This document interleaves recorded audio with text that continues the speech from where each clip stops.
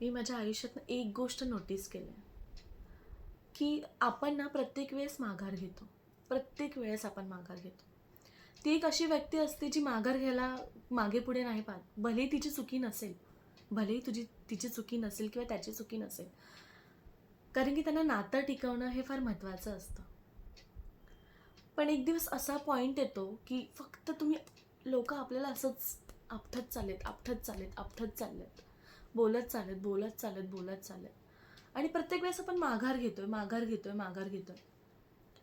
आणि एक दिवस असा येतो की असं वाटतं की नाही, आता डोक्यावरून पाणी जाते, कुठेतरी थांबावं आपण.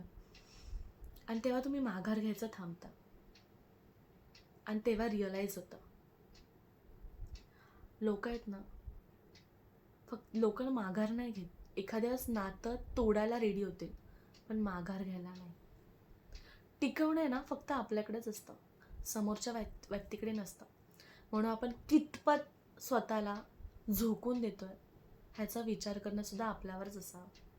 प्रत्येक वेळेस नाही झोकून द्यायचं नात्यामध्ये. थोडं मागचं पाऊल आपण सुद्धा घ्यायचं. तेव्हा आपल्याला कळतं नातं टिकवणारं कोण आहे आणि नातं तोडणारं कोण आहे.